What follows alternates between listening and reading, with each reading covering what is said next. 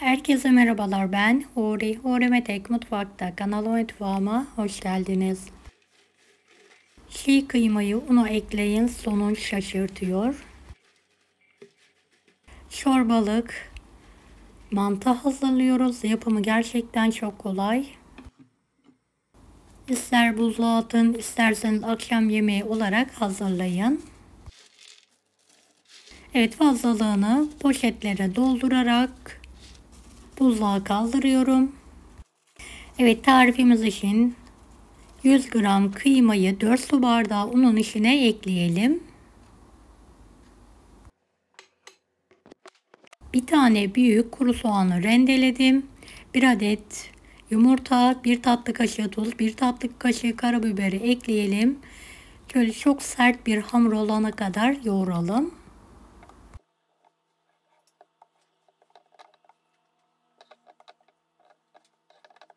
Beni hangi ülkeden veya şehirden izliyorsunuz merak ediyorum. Yoruma yazarsanız sevinirim.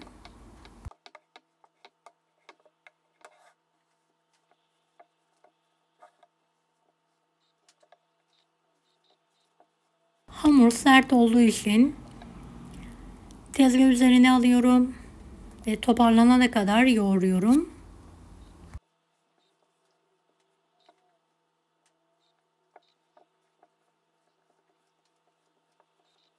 Evet, gerekirse azar azar un ilavesi yapabilirsiniz. Oldukça sert bir hamur olmalı. Evet, hamurum bu şekilde. Biraz dinlenmesi için kenara kaldırıyorum. 100 gram kıyma, tuz, karabiber, kuru nane, 1 adet kuru soğan rendelesi, 1 adet küçük boy yumurta, 4 yemek kaşığı bulguru azar azar ekleyerek köftemizi yoğuralım.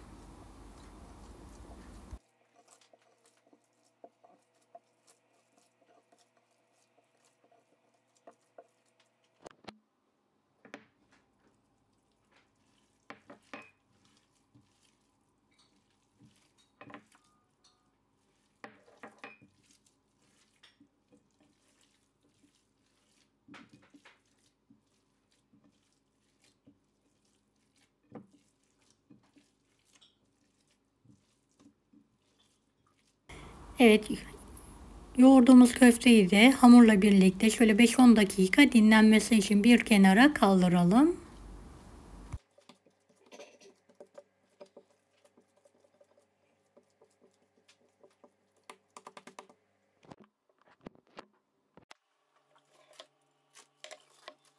Dinlendirdiğimiz köfteleri şöyle minik minik köfteler halinde kopartarak yuvarlayalım.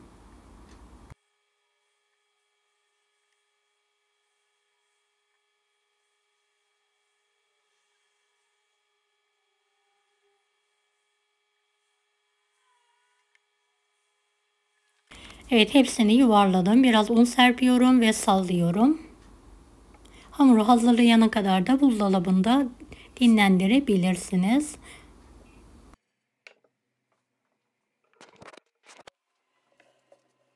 Evet, hamurdan şöyle küçük parçalar kopartalım.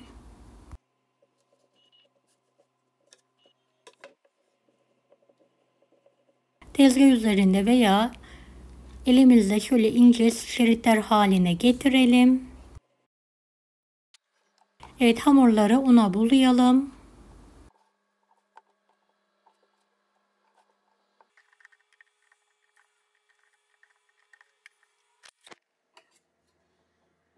Keskin bir bıçak veya hamur kartıyla şöyle minik minik hamurları keselim.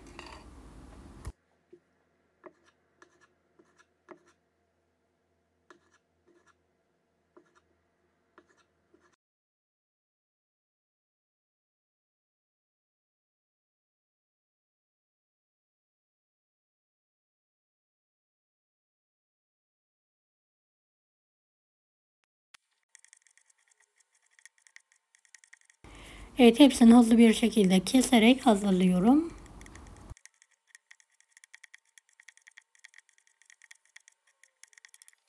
Evet, kalan hamurları da aynı şekilde hazırladım. Tahtada kesmesi daha kolay olduğu için bu şekilde kesiyorum.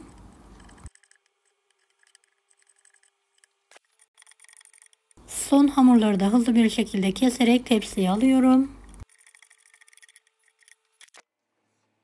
Ve tepsiye biraz un serpelim ve karıştıralım.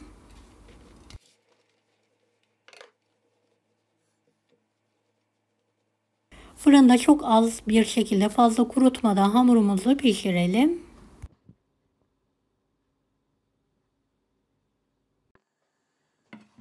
Evet, köftelerimiz hazır.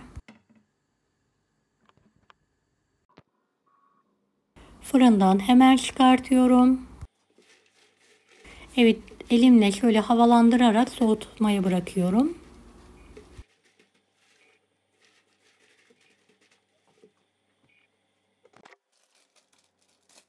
Soğuduktan sonra poşetlere pay edelim.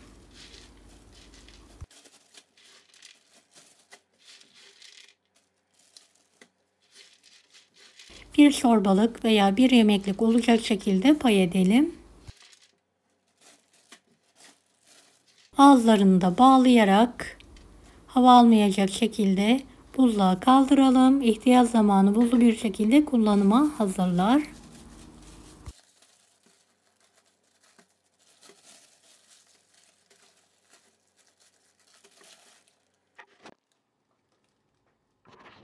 Evet, terbiyemiz için 2,5 yemek kaşığı un.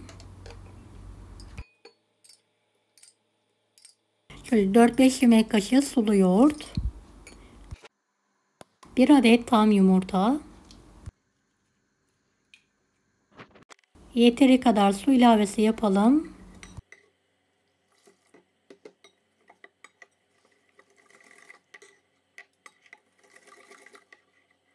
Pürüzsüz bir terbiye hazırlayalım.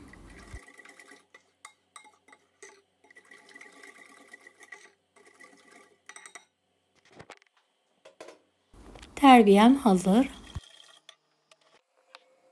Kaynayan sıcak suya 1,5 kase hamurdan ekleyelim ve yumuşayana kadar haşlamaya bırakalım.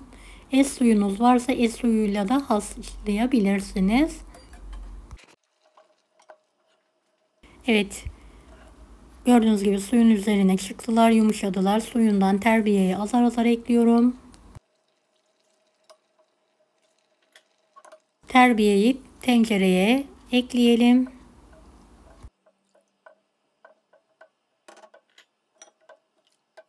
Şöyle sürekli karıştırarak kıvam alana kadar pişirelim.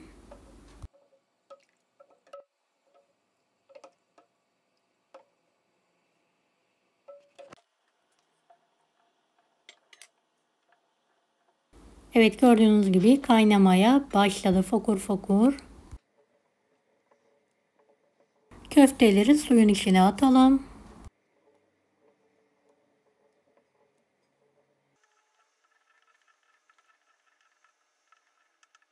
Ara sıra da mutlaka karıştıralım.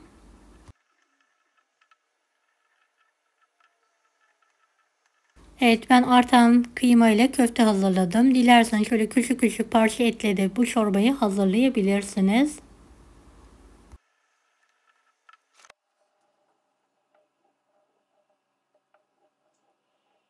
Evet, köfteler suyun üzerine çıkana kadar pişirelim. Evet, küçük bir tavaya tereyağı aldım, eritiyorum. Kaynayan çorbaya 2 tatlı kaşığı kadar tuz ilavesi yapıyorum.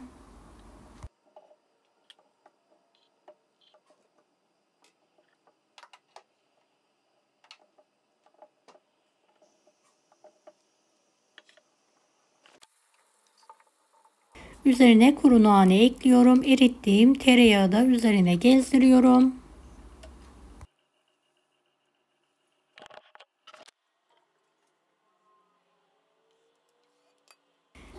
Evet, karıştıralım. Dilerseniz sirke ekleyebilirsiniz. Biraz da sirke ekledim.